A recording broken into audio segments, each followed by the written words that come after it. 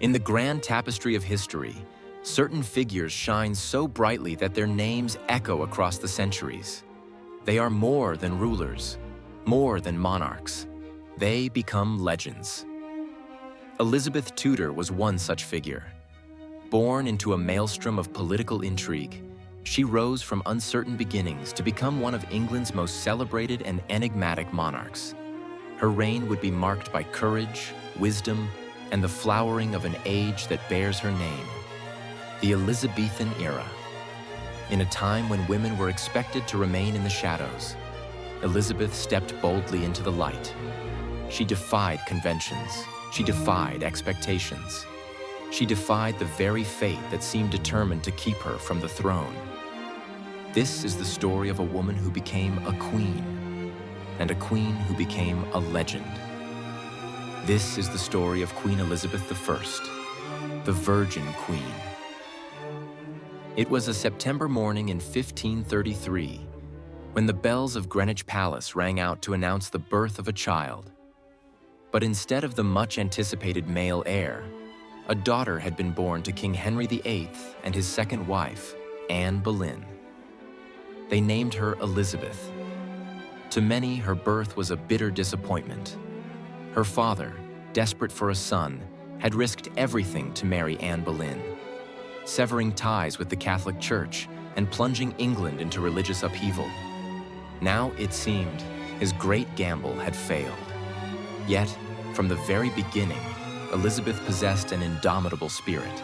She was a Tudor through and through, sharp, bold, and destined for greatness.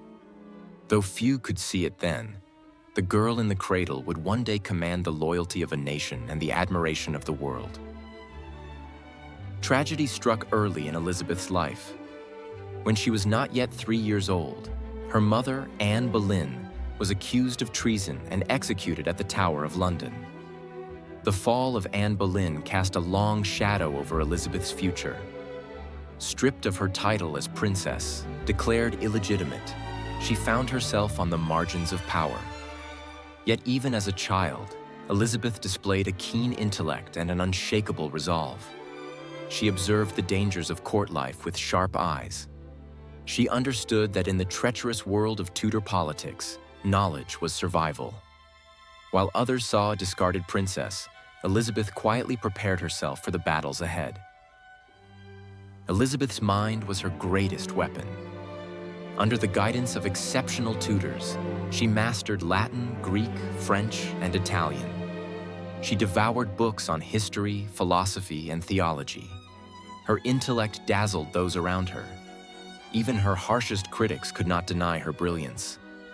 Beyond her studies, she cultivated charm and grace, mastering the subtle arts of diplomacy and persuasion. She learned to navigate the intricate dance of power with skill far beyond her years. By the time she reached adolescence, Elizabeth was no ordinary noblewoman. She was a formidable force, one destined not to follow, but to lead. Danger returned when her half-sister, Mary, claimed the throne of England. Mary, a devout Catholic, viewed Elizabeth, a Protestant, as a threat to her rule. In 1554, Elizabeth was imprisoned in the Tower of London, accused of conspiracy. Behind cold stone walls, she awaited her fate with courage. Though fear must have gripped her heart, she never showed it. She maintained her innocence and her composure. In the face of death, she displayed the steel that would define her reign. Released from the tower but kept under close watch, Elizabeth learned once again that survival demanded patience and resilience. When Queen Mary died in 1558, England stood at a crossroads. Years of religious turmoil and political strife had left the nation weary. At just 25 years old, Elizabeth ascended the throne. Her coronation was a spectacle of hope and renewal. Draped in regal robes, crowned with splendor, she addressed her people with poise beyond her years. "I know I have the body of a weak and feeble woman," she would later declare, "but I have the heart and stomach of a king." From the very first day of her reign, Elizabeth pledged to be a queen for all her people, and she kept that promise. Elizabeth's marital status became a matter of national intrigue. Suitors from across Europe sought her hand in marriage. But Elizabeth played the game of courtship with masterful skill. She used the prospect of marriage as a diplomatic tool, skillfully balancing the interests of rival nations. Yet she never married. "I am married to England," she declared. By remaining unwed, Elizabeth maintained her independence and authority. She became the embodiment of national pride, the Virgin Queen. Her choice cemented her legend and ensured that her reign would be remembered for its singular brilliance. Perhaps the greatest test of Elizabeth's rule came in 1588. Spain, the most powerful empire of the age, sent its mighty armada to conquer England. But Elizabeth was undaunted. At Tilbury, she addressed her troops in one of history's most famous speeches. "I know I have the body of a weak and feeble woman," she proclaimed, "but I have the heart and stomach of a king, and of a king of England too." Her words inspired her soldiers and sailors alike. With courage and determination, the English fleet repelled the invaders. The defeat of the Spanish Armada was a turning point, a triumph that secured England's independence and elevated Elizabeth's legend to new heights. Elizabeth's reign ushered in a golden age of culture and exploration. It was an era of artistic genius, with figures like William Shakespeare and Christopher Marlowe crafting works that still captivate us today.